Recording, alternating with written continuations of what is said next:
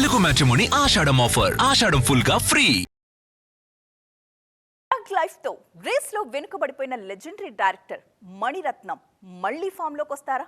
విజయ్ సేతుపతి సాయి పల్లవి సినిమాతో ఈయన తన మునుపటి మ్యాజిక్ చేయగలరా?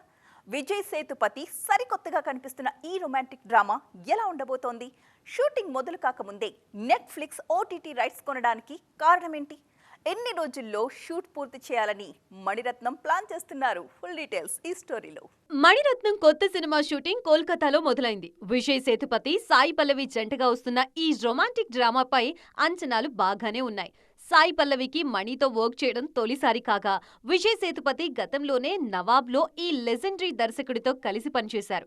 అందులో మక్కల్ సెల్వన్ పాత్ర అద్దిరిపోతుంది. కొన్నేళ్లుగా గడ్డంతోనే కనిపిస్తున్న విజయ్ సేతుపతి మణిరత్నం కొత్త సినిమా కోసం క్లీన్ షేవ్ లుక్ లోకి మారిపోయారు.